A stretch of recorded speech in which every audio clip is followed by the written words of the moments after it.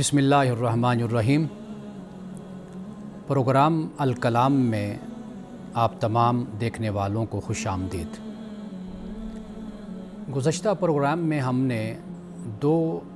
اہم باتیں قرآن مجید کے حوالے سے بیان کی تھی۔ ایک بات ہماری تھی کہ قرآن مجید کا مقصد نزول کیا ہے، یعنی اللہ سبحانہ وتعالیٰ نے قرآن مجید کو نازل کیوں فرمایا، اور دوسری بات قرآن مجید میں جو سورت ہے، آیت ہے، رکوع ہے، اور قرآن مجید پہ جو حرکات اور اعراب ہیں ان کی تاریخ کیا ہے، اس پہ ہم نے تفصیل سے بات کی تھی۔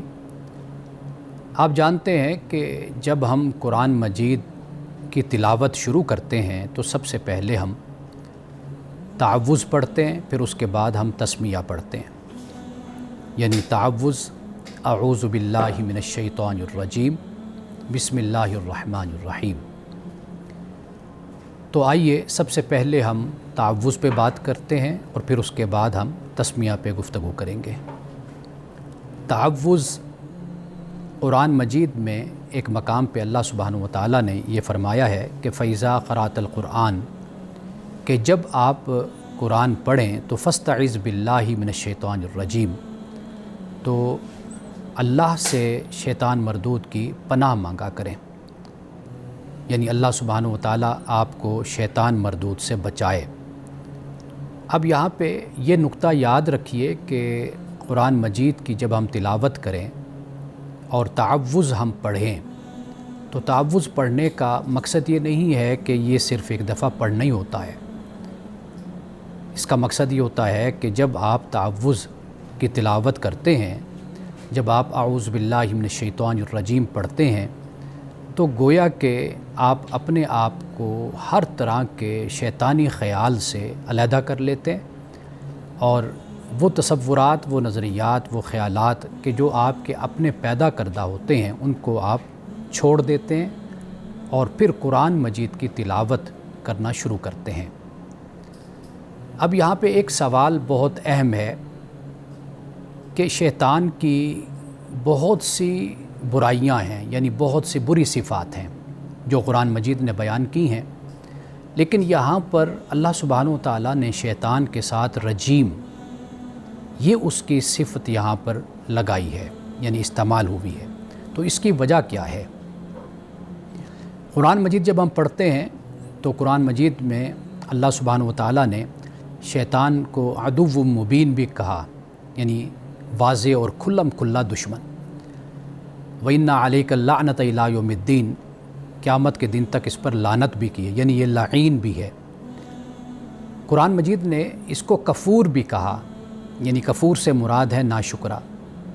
یہ مدل بھی ہے، یعنی یہ گمراہ بھی کرنے والا ہے، وسوسے بھی پیدا کرتا ہے، یہ متکبر بھی ہے، یہ گناہوں کو مزین بھی کرتا ہے، یعنی انسان کے لیے جو گناہ ہیں، برائی ہے، ان کو مزین کر کے، بیوٹیفائی کر کے ان کو دکھاتا ہے۔ یہ خدوع بھی ہے، دھوکہ دینے والا بھی ہے۔ اور پھر قرآن پاک نے اس کی ایک اور صفت جو بیان کی ہے وہ یہ ہے کہ یہ غرور بھی ہے، غرور سے مراد دھوکہ دینے والا۔ لیکن سوال یہ پیدا ہوتا ہے کہ جب قرآن مجید نے یہ کہا کہ جب قرآن کو پڑھو تو یہ پڑھا کرو فاستعذ باللہ من الشیطان الرجیم، یعنی اعوذ باللہ من الشیطان الرجیم، تو یہ کیوں فرمایا؟ شیطان کے ساتھ رجیم، مردود، یہ لفظ کیوں استعمال ہوا؟ تو آئیے اس بات کو ذرا گہرائی کے ساتھ ہم سمجھتے ہیں اور توجہ کے ساتھ۔ اللہ سبحانہ وتعالیٰ نے حضرت آدم علیہ السلام کو جب پیدا کیا اور اللہ نے فرمایا کہ سب سجدہ کرو آدم کو،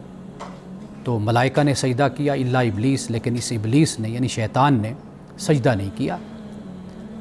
اللہ سبحانہ وتعالیٰ نے پھر اسے کہا کہ تو مردود ہے میری بارگاہ سے، یعنی تو دھتکارا ہوا ہے اور تجھے نکال دیا گیا ہے۔ اب یہاں پہ اللہ سبحانہ وتعالیٰ نے شیطان کو جب رجیم کہا تو اس میں ہمارے لیے یہ سبق ہے کہ اللہ یہ فرماتا ہے کہ جب میں نے شیطان کو اپنی بارگاہ سے نکال دیا، تم بھی شیطان کو اپنے دل سے نکال دو، اپنے ذہن سے نکال دو، اپنے دماغ سے نکال دو، اپنی زندگی سے اس طرح تم شیطان کو نکال دو جس طرح میں نے شیطان کو اپنی بارگاہ سے نکال دیا۔ تو لہٰذا جب ہم تعوذ کی تلاوت کریں، جب ہم پڑھیں، تو پھر ہمیں یہ چاہیے کہ ہم شیطان کو اپنے دل و دماغ سے بالکل نکال دیں۔ اب جب ہم یہ تعوذ پڑھتے ہیں تو اس کے اثرات ہم پر کیا ہوتے ہیں، یہ بات بھی بڑی توجہ طلب ہے، اس لیے کہ انسان کی نفسیاتی ضرورت بھی ہے، انسان کی روحانی ضرورت بھی ہے اور انسان کی اخلاقی ضرورت بھی ہے۔ نفسیاتی حوالے سے ذہن کو ایک سگنل ملتا ہے، ایک اشارہ ملتا ہے کہ میں اب محفوظ پناہ گاہ میں آ گیا ہوں، یعنی اب میں اپنے اللہ کی پناہ میں آ گیا ہوں، تو اب مجھ پر شیطان کا کوئی حملہ کارگر نہیں ہو سکتا، مجھ پر اس کا کوئی اثر نہیں ہو سکتا۔ یعنی ذہنی طور پر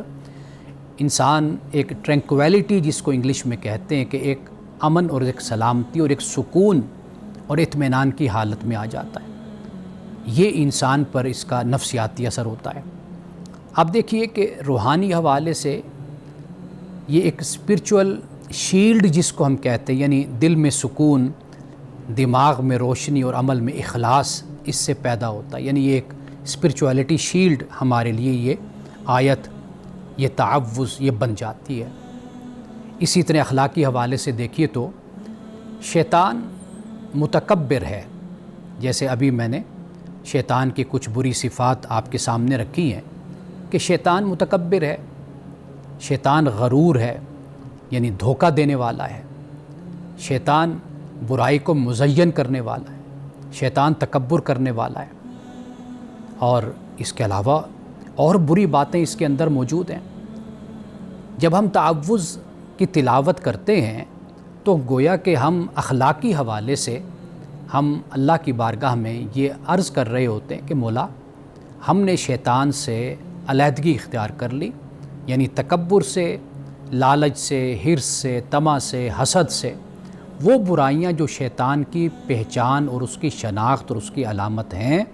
ہم نے ان تمام برائیوں سے علیحدگی اختیار کر لی ہے،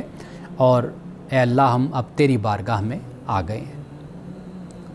قرآن مجید نے اس کا ذکر کیا ہے، تو گویا کہ یہ بہت اہم جملہ ہے، یہ تعوذ ہے۔ تو ہم جب اس کی تلاوت کریں تو اس احساس اور اس توجہ کے ساتھ تلاوت ہم اس کی کریں کہ اب ہم شیطان کے حملوں سے بچ کر اپنے رب کی پناہ میں اور ایک محفوظ پناہ گاہ میں ہم آ گئے۔ یہ ایک بہت بڑی دولت ہے، یہ ایمان اور یہ یقین۔ جس کے پاس یہ ایمان اور یقین نہیں ہوتا تو وہ اس دنیا میں اکیلا اور تنہا ہوتا ہے،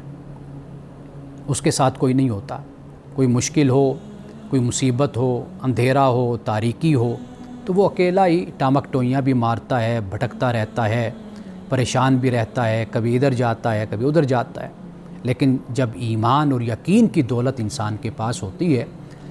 تو اس کا پہلا سبق ہی یہی ہوتا ہے، پہلا احساس ہی یہی ہوتا ہے کہ میرا رب میرے ساتھ ہر وقت ہوتا ہے۔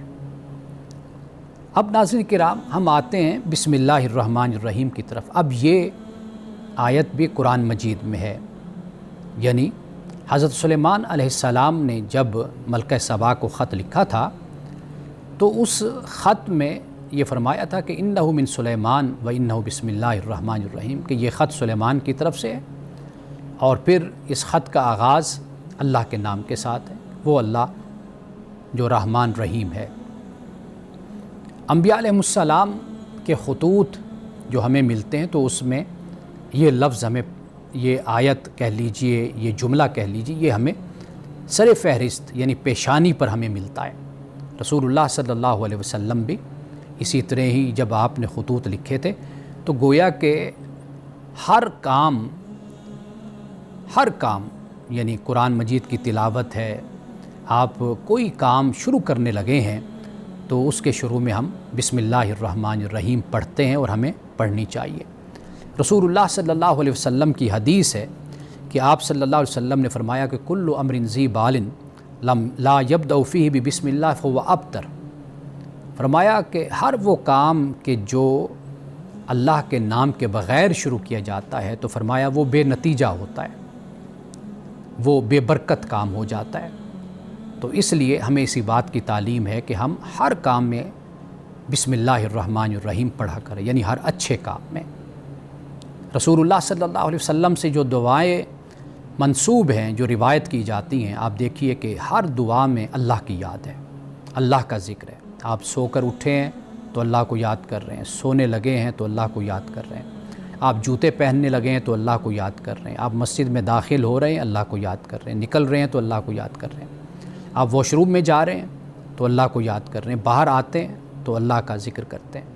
کھانے سے پہلے اللہ کو یاد کر رہے ہیں، کھانے کے بعد اللہ کو یاد کر رہے ہیں، خوشی کے موقع پر اللہ کو یاد کر رہے ہیں، غمی اور دکھ کے موقع پر بھی اللہ کو یاد کر رہے ہیں۔ تو گویا ہر لمحے میں اللہ کو اپنے ساتھ رکھنا، اللہ کو یاد کرنا، ہم نہ بھی اس احساس میں ہو، خدا تو ہمارے ساتھ ہوتا ہی ہے، لیکن ایک مومن کے ایمان کا تقاضا یہی ہوتا ہے کہ وہ جسے انگلش میں کانشیسنیس آف گاڈ کہتے ہیں، یعنی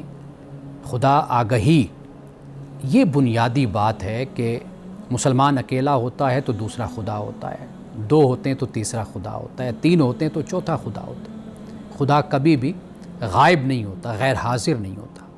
تو لہٰذا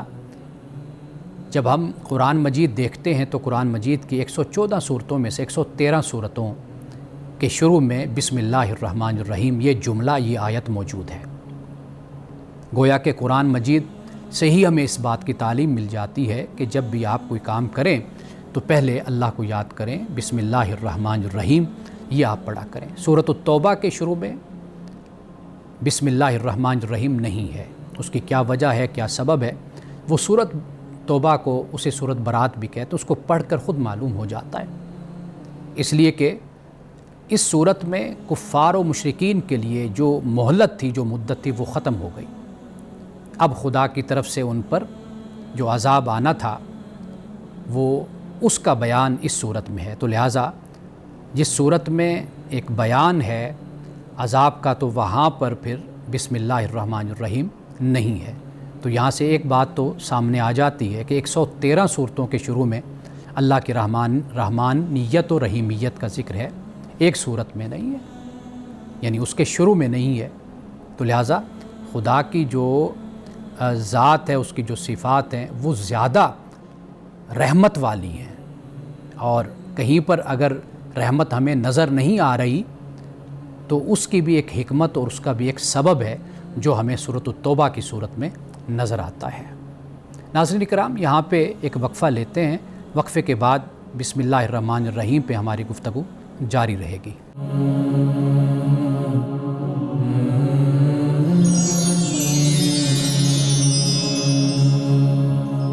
وقفے کے بعد دوبارہ حاضر خدمت ہیں۔ ہماری بات ہو رہی تھی تسمیہ پہ، یعنی بسم اللہ الرحمن الرحیم۔ اب یہ دیکھیے کہ اللہ سبحانہ و تعالیٰ نے ہمیں اس بات کی تاکید کی ہے کہ ہم تسمیہ پڑھا کریں ہر کام سے پہلے۔ اب اس میں اللہ نے اپنی دو صفات کا ذکر کیا ہے، ایک صفت ہے رحمان اور دوسری صفت ہے رحیم۔ اب سوال یہ پیدا ہوتا ہے کہ دونوں میں رحمت ہے، یعنی ان دونوں کا جو مادہ ہے وہ را ہا میم ہے، تو آخر ایک ہی مادہ کے دو لفظ، ایک ہی روٹ کے دو لفظ استعمال ہوئے، تو ان میں فرق کیا ہے؟ یہ بڑی بنیادی بات ہے، اس لیے کہ یاد رکھیے کہ قرآن مجید اسی طرح ہے جیسے یہ کائنات ہے۔ آپ کو اس کائنات میں ایک توازن نظر آتا ہے، ایک اعتدال نظر آتا ہے، ایک حسن نظر آتا ہے،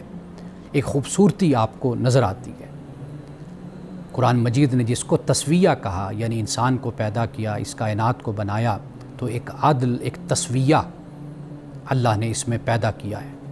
تو اسی طرح قرآن مجید میں جو لفظ بھی استعمال ہوا ہے وہ لفظ اپنی جگہ پر ایک حقیقت رکھتا ہے، اور جہاں پر استعمال ہوا ہے وہاں پر وہی لفظ بہترین لفظ ہے کہ جسے استعمال ہونا چاہیے تھا۔ اب یہاں پہ اللہ سبحانہ و تعالیٰ نے رحمان رحیم یہ دو اپنی صفات کا ذکر کیا ہے۔ ذرا اس پر ہم غور کرتے ہیں اور آپ دیکھیں گے کہ کیا اس میں مفاہیم اور معانی کے خزانے اس میں چھپے ہوئے ہیں، اور ہمارے ایمان کو بڑھانے کے یہ کیسے ذریعے ہیں، اسباب ہیں جو اللہ نے پیدا فرمائے ہیں۔ جب رحمان ہم دیکھتے ہیں تو یہ فعلان کے وزن پر ہے، اور اہل عرب اور جو عربی زبان کا ذوق رکھنے والے ہیں وہ جانتے ہیں کہ یہ لفظ اپنے اندر ایک شدت رکھتا ہے۔ جب اللہ تعالیٰ رحمان فرماتا ہے تو اس سے مراد کیا ہے؟ اس سے مراد یہ ہے کہ اس میں اللہ سبحانہ و تعالیٰ کی رحمت کی زیادتی ہے، اضافہ ہے۔ اور جب رحیم کا لفظ استعمال ہوتا ہے تو رحیم میں تسلسل، کنٹینیوٹی پائی جاتی ہے، یعنی رحمان اللہ سبحانہ و تعالیٰ کی ذات بہت زیادہ مہربان ہے، بہت زیادہ مہربان ہے، اور جب رحیم ہم کہتے ہیں تو تسلسل سے وہ مہربانی کرنے والا ہے، تسلسل سے رحم کرنے والا ہے، اس لیے کہ وہ اللہ ہے، وہ خالق کائنات ہے۔ اب تھوڑا سا ہم اپنے جذبات، اپنے احساسات کا اگر جائزہ لیں، آپ دیکھیے کہ ہماری جو رحمت ہے، ہماری جو محبت ہے، جو ہماری شفقت ہے، اس میں ایک تبدیلی آتی رہتی ہے۔ یعنی کبھی ایسا ہوتا ہے کہ ہماری رحمت اور محبت عروج پر ہوتی ہے، ہم کسی انسان پر مہربان ہوتے ہیں تو بہت زیادہ مہربان ہوتے ہیں، اور کبھی ایسا ہوتا ہے کہ ہم اس شخص کی طرف پلٹ کر بھی نہیں دیکھتے۔ یہ انسانی کمزوری ہے، یعنی ایک فلکچویلٹی جس کو کہا جاتا ہے وہ پیدا ہوتی رہتی ہے۔ دوسری طرف جب ہم رحیمیت کو دیکھتے ہیں اس میں تسلسل ہے۔ ہم اپنی محبت کو، رحمت کو دیکھیں تو ہماری جو محبت اور رحمت ہے اس میں ایسا ہوتا ہے کہ ایک شخص سے ہم محبت کرتے ہیں، اس پر رحمت کرتے ہیں، لیکن اس میں کوئی تسلسل نہیں ہوتا، یعنی ایک وقت میں بہت زیادہ مہربانی کرتے ہیں اور ایک وقت میں بالکل ہی مہربانی نہیں کرتے۔ لیکن اللہ سبحانہ و تعالیٰ رحمان رحیم ہے، یعنی ازل سے ابد تک وہ رحمان بھی ہے، وہ رحیم بھی ہے۔ یعنی اس کی رحمت جس طرح اول روز میں جوش مارتی تھی، اور سمندر رحمت و محبت جس طرح خدا کا اس وقت اپنے عروج پر تھا، اپنے کمال پر تھا، اسی طریقے سے وہ آج بھی اسی طرح اپنے عروج اور اپنے کمال پر ہے، اسی طرح جوش مار رہا ہے۔ اور پھر یہ ہے کہ ازل سے ابد تک اللہ تعالیٰ کی اس رحمت میں، اس محبت میں جو اس کی مخلوق کے لیے ہے، اس میں کوئی رکاوٹ بھی پیدا نہیں ہوئی۔ ایسا نہیں ہوا کہ کبھی اللہ سبحانہ و تعالیٰ نے رحمت کر دی ہو اور کبھی رحمت نہ کی ہو، یہ بھی نہیں ہے۔ تسلسل کے ساتھ خدا کی رحمت چل رہی ہے۔ ایک اور بات جو سب سے اہم بات ہے وہ یہ ہے کہ اللہ سبحانہ و تعالیٰ اپنی ساری مخلوق پر رحمت فرماتا ہے۔ اب خدا کی جو یہ رحمت ہے یہ رحمانیت کے تحت ہے، یعنی وہ اپنے بندوں میں کوئی فرق نہیں کرتا کہ یہ کون ہے، مسلمان ہے، غیر مسلم ہے، یہ کس رنگ سے، کس نسل سے، کس ذات سے تعلق رکھتا ہے، اس کو اس سے بھی غرض نہیں ہے۔ وہ بے پرواہ ہے کہ کون سا بندہ میری فرمانبرداری کر رہا ہے، کون سا بندہ میری نافرمانی کر رہا ہے، کون مجھے مانتا ہے، کون مجھے نہیں مانتا، وہ سب کو عطا کرتا ہے اس صفت رحمانیت کے تحت۔ یعنی آپ دیکھیے جب ہم صبح اٹھتے ہیں تو سورج نکل رہا ہے، کتنا خوبصورت ماحول ہوتا ہے، آسمان کی طرف ہم دیکھیں اور باغوں میں جائیں، دیکھیں کس طرح پرندے چہک رہے ہوتے ہیں، اور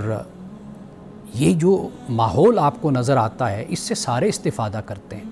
زمین سے استفادہ کر رہے ہیں، آسمان سے کر رہے ہیں، خزانوں سے کر رہے ہیں۔ اللہ نے اس میں کوئی فرق نہیں رکھا۔ بارش برستی ہے تو یہ دیکھ کر نہیں برستی کہ یہ زمین ماننے والے کی ہے خدا کو یا نہ ماننے والے کی زمین ہے، تو یہ رحمانیت ہے۔ رحیمیت یہ پھر خاص تعلق اللہ کا اپنے بندوں کے ساتھ ہوتا ہے، یعنی رحیمیت جیسے مفسرین کرام نے کہا کہ رحمانیت کا تعلق دنیا کے ساتھ ہو جاتا ہے، رحیمیت کا آخرت کے ساتھ ہو جاتا ہے، یا ہم اس کو اس معنی میں لے سکتے ہیں کہ رحیمیت کا تعلق اللہ کا اپنے بندوں کے ساتھ ہو جاتا ہے، یعنی ان کو معاف کرتا ہے، ان کو بخش دیتا ہے، اور وہ خدا کی طرف متوجہ ہوتے ہیں۔ تو یہ خاص تعلق رحیمیت کا یہ اللہ کا اپنے بندوں کے ساتھ ہوتا ہے۔ یہاں پہ میں ناظرین کرام یہ بھی عرض کرتا چلوں کہ قرآن مجید ہمیں یہ بتاتا ہے کہ یہ جو رحیم صفت ہے یہ قرآن مجید نے رسول اللہ صلی اللہ علیہ وسلم کے لیے بھی بیان کی ہے، اور وہاں پر بھی اسی بات کو بیان کیا کہ بالمؤمنین رؤوف الرحیم، کہ مومنین کے ساتھ تو خاص تعلق ہے رسول اللہ صلی اللہ علیہ وسلم کا۔ ویسے تو عزیز علیہ ما عنتم ہے، حریص علیکم، یعنی مشقت تم پر آتی ہے، بے چینی پیغمبر اسلام کو ہوتی ہے۔ رسول اللہ صلی اللہ علیہ وسلم مضطرب اور بے چین ہو جاتے ہیں، حالانکہ وہ بوجھ، وہ پریشانی تم پر آئی ہے، وہ تم سے محبت کرتے ہیں، لیکن فرمایا مومنین کے ساتھ خاص تعلق ہے، ان کے لیے رؤوف الرحیم ہے۔ اب یہ جو رؤوف ہے یہ رحیم ہے۔ رؤوف در حقیقت جو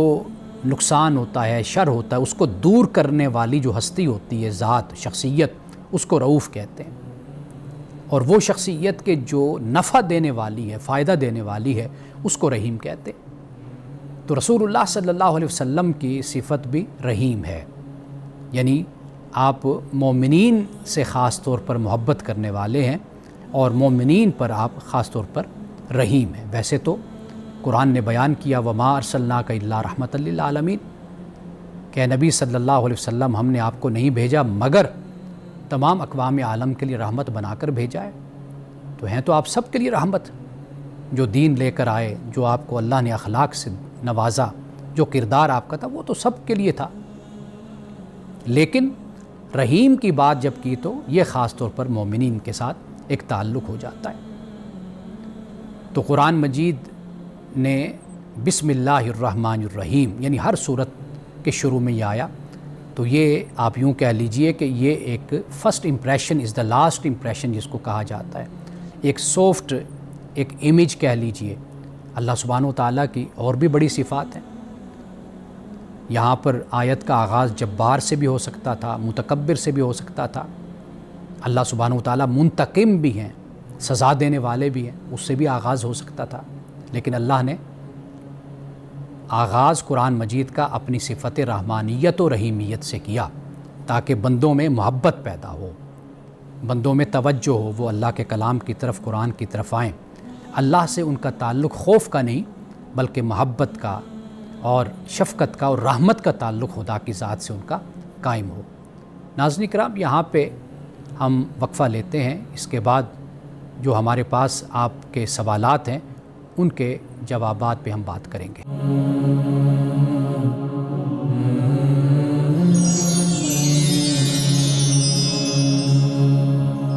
اس وقت میرے پاس آپ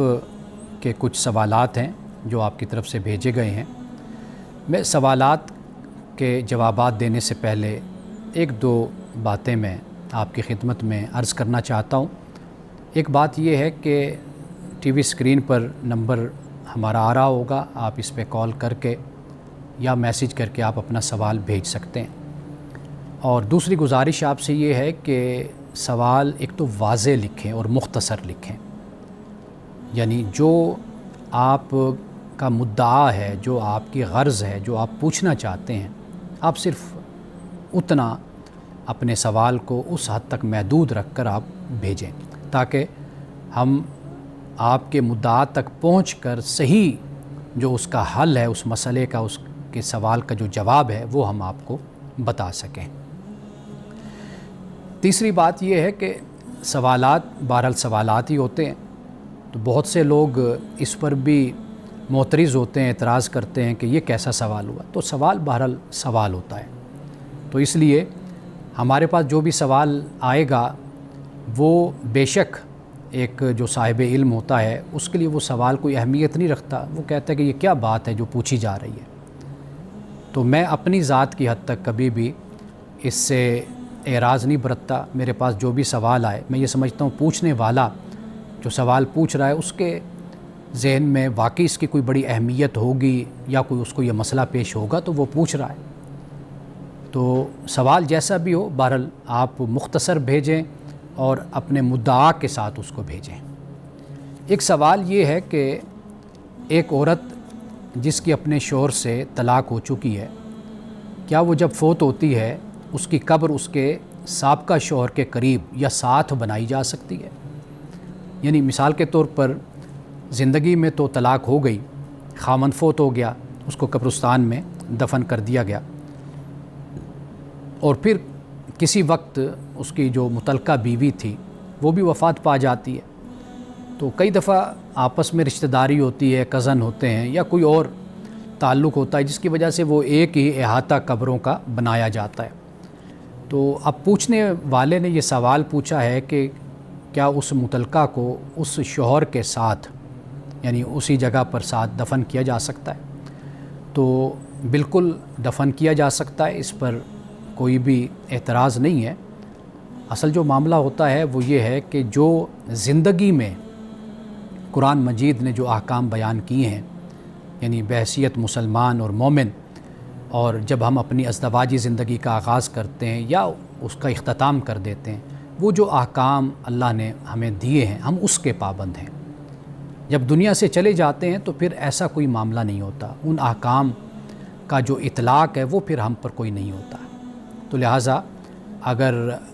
ایسا ہو جاتا ہے کہ مرد ہے وہ پہلے مر گیا تو اس کے ساتھ اس کی سابقہ بیوی کی قبر بن گئی، یا بیوی پہلے مر گئی سابقہ اور سابق جو خامند ہے اس کی بعد میں وفات ہوتی ہے تو وہاں پر اس کی قبر بنا دی جاتی ہے، تو بنائی جا سکتی ہے۔ تو اس میں کوئی شرعی طور پر دینی حوالے سے کوئی قباحت نہیں ہے، نہ کوئی ممانعت ہے۔ دوسرا سوال یہ ہے کہ اب آپ ناظرین کرام دیکھیے کہ یہ سوال بہت سے یعنی آسان سے بھی ہیں سوال اور بڑے عجیب سے سوال ہیں، لیکن جس نے بھیجا ہے اس کے ذہن میں بہرحال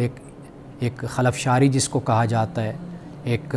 کنفیوژن کہہ لیجیے، ایک انتشار، وہ تو ہے نا، تو اس نے اسی لیے تو بھیجا ہے اپنا یہ سوال۔ دوسرا سوال یہ ہے کہ جب دعا کی جاتی ہے مرحومین کے نام لیے جاتے ہیں، تو کیا عورت کی بخشش کے لیے اس کا نام لیا جا سکتا ہے کہ اس کے شوہر کے نام کے ساتھ، یا جیسے سب کے نام لیے جاتے ہیں؟ یہ سوال جینون ایک سوال ہے، یہ میرے پاس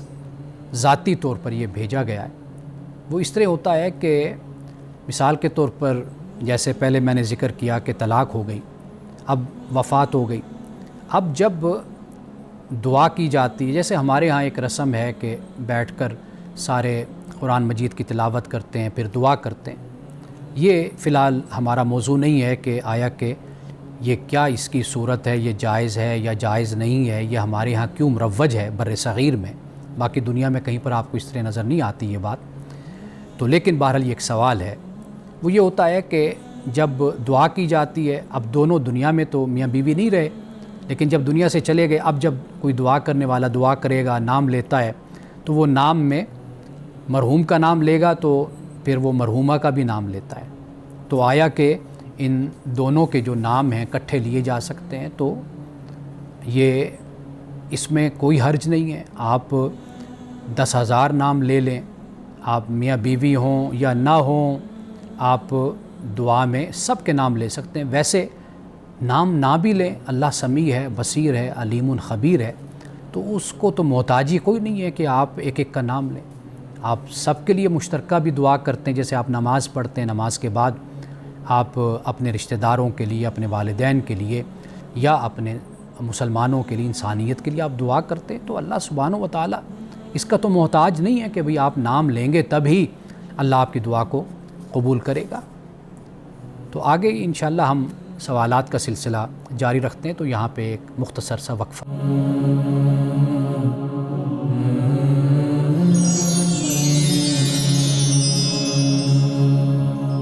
ایک سوال بہت اہم سوال ہے، یہ ہمارے پاس انگلینڈ سے ہمارے دوست ہیں، انہوں نے بھیجا ہے۔ سوال یہ ہے کہ انگلینڈ کے قانون کے مطابق لڑکا لڑکی کی رجسٹریشن بحیثیت میاں بیوی ہو گئی ہے، دونوں گھروں کے لوگ بھی شریک ہوئے، یعنی والدین بھی شریک ہوئے، بہن بھائی شریک ہوئے، باقی رشتہ دار بھی شریک ہوئے، اور وہ گواہ بھی بنے، تو کیا ایسی صورت میں نکاح ہو جاتا ہے؟ جی بالکل نکاح ہو جاتا ہے۔ چند بنیادی باتیں وہ یاد رکھنی چاہیے۔ ایک تو یہ ہے کہ جیسے حق مہر مقرر کر لیا جاتا ہے، تو یہاں پر حق مہر بھی مجھے معلوم ہوا کہ بھی وہ بھی مقرر کر لیا گیا، بتا دیا گیا، اور پھر یہ دیکھیے کہ گواہ بھی موجود ہیں۔ اور تیسری جو ایک شرط ہمارے فقہا نے، کئی فقہا اس کو بیان کرتے ہیں، وہ ولی کی شرط ہوتی ہے۔ اب یہاں پر دونوں کی طرف سے ولی بھی، یعنی والدین، والد، وہ بھی موجود ہیں، بھائی بھی موجود ہیں، چچا، ماموں وغیرہ جو بھی ہیں وہ سارے موجود ہیں۔ تو لہٰذا ایک لحاظ سے دیکھا جائے تو وہ شرط بھی پوری ہو رہی ہے۔ تو اب یہ جو ہمارے ہاں یہ سوچا جاتا ہے کہ بھئی وہ ہم نے اس طریقے سے مولانا کو بلا کر یا نکاح خان کو بلا کر باقاعدہ طور پر ہم نے اس طریقے سے نکاح نہیں کیا تو لہٰذا نکاح نہیں ہوا، وہ تمام جو صورتیں ہیں وہ سنت ہے یا مستحب، آپ اس کو کہہ لیجئے کہ وہ اچھی بات ہے۔ یہ جو رجسٹریشن ہو گئی، باقاعدہ طور پر سب اس میں شریک ہو گئے، حق مہر مقرر کیا گیا، گواہ بھی موجود ہیں، سارا گھر موجود ہے، وہی گواہ ہے، تو وہ ساری جو شرعی ضرورتیں ہیں، تقاضے ہیں، وہ تو پورے ہو گئے، یا جو رکن ہیں، ارکان ہیں، وہ سارے مکمل ہو گئے، تو لہٰذا نکاح ہو گیا۔ ہاں اگر اس کے بعد اگر کوئی یہ چاہتا ہے کہ بھئی وہ اپنے گھر میں بھی کوئی تقریب رکھ لے، مل بیٹھے، تو وہ بھی کر سکتے ہیں، لیکن سنت جو طریقہ ہے وہ ہے ولیمہ، یعنی جب رخصتی ہو جاتی ہے، دونوں اکٹھے ہو جاتے ہیں، نکاح ہو جاتا ہے،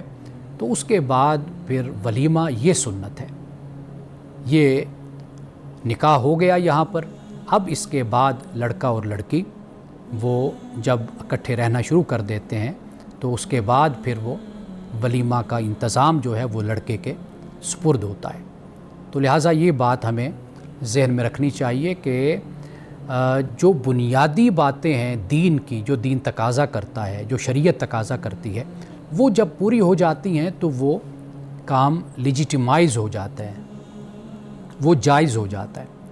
تو لہٰذا جو ہماری اپنی روایت ہوتی ہے یا کوئی اپنی رسم ہوتی ہے، کوئی رواج ہوتا ہے، تو وہ دین کا حصہ نہیں ہے۔ وہ بے شک آپ کیجئے، ضرور کیجئے، لیکن اس میں اس بات کا خیال کیجئے کہ وہ اخلاق کے دائرے میں ہو، دین کے دائرے میں ہو، اللہ کے حکم کے دائرے میں ہو بس۔ اب اس کے بعد ایک اور سوال جو میں آپ کے سامنے رکھنا چاہتا ہوں، وہ سوال ہے جی، بڑا اہم سوال ہے، اور اکثر لوگ یہ سوال پوچھتے بھی رہتے ہیں، اور نماز کے بارے میں ان کا جو تصور ہوتا ہے وہ یہی ہوتا ہے کہ اگر کوئی شخص کہتا ہے کہ نماز صرف اللہ سے ربط کا نام ہے اور وہ بغیر جسمانی عمل کے ایک ہی جگہ بیٹھ کر اللہ کو یاد کرتا ہے، تعلق قائم کرنے کی کوشش کرتا ہے، تو کیا نماز ادا ہو جائے گی؟ دیکھیے، اللہ سے ربط کا نام تو نماز ہے، اس میں کوئی شک نہیں ہے۔ اقم الصلاۃ لذکری، میری یاد کے لیے نماز قائم کر، اس میں تو کوئی شک نہیں، لیکن نماز کی ایک حیت ہے، اس کے کچھ ارکان ہیں اور کچھ اس کا طریقہ ہے جو ہمیں انبیاء علیہ السلام سے، رسول اللہ صلی اللہ علیہ وسلم سے وہ ہمیں ملا ہے، اور 1500 سال امت نے اسی طریقے پر نماز پڑھی ہے، اور وہ ایک عملی سنت اور امت کا ایک عمل ہے اور ایک تہذیبی عمل ہے کہ جو ہمارے ہاں رائج ہے مسلمانوں میں، مسلم معاشروں میں۔ تو لہٰذا نماز وہی ہوگی جو ہم اس کے مطابق پڑھیں گے، جیسے نماز فجر ہے، ظہر ہے، عصر ہے، مغرب ہے، عشاء ہے۔ فجر کی 2 رکعتیں ہیں، ظہر کی 4 ہیں، عصر کی 4 ہیں، مغرب کی 3 ہیں، عشاء کی 4 ہیں، وہی حیت، وہی رکعتیں، وہی سب کچھ، وہی رکوع، وہی سجود، وہی تشہد، وہی قعدہ، جو نماز کا طریقہ ہے وہی ہم پڑھیں گے تو در حقیقت وہی نماز ہوگی، وہ ادا کریں گے تو نماز ادا ہوگی۔ باقی بے شک ہم اللہ کی یاد میں بیٹھے رہیں تو اس میں کوئی حرج نہیں ہے کہ آپ اللہ کی یاد میں بے شک بیٹھے رہیں، اللہ کا ذکر کریں،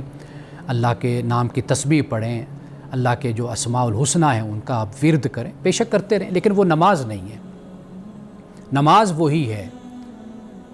کہ جو ہمیں رسول اللہ صلی اللہ علیہ وسلم نے سکھائی اور بتلائی، اور پھر پوری امت نے اس نماز کو پڑھا، تو وہی نماز ہم پڑھیں گے تو نماز ہماری ادا ہوگی۔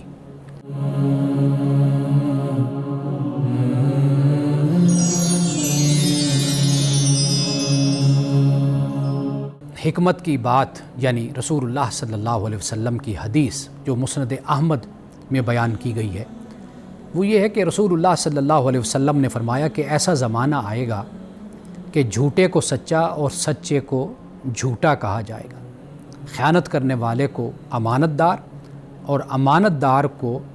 خیانت کار یا خیانت دار سمجھا جائے گا۔ اور یہ رسول اللہ صلی اللہ علیہ وسلم نے فرمایا ہے، تو ہمیں اس بات کا خیال کرنا ہے کہ کہیں یہ زمانہ ہمارا نہ ہو اور ہمارا زمانہ اس کے مصداق نہ ہو۔ یعنی آپ کا فرمان اس بات کی طرف اشارہ کرتا ہے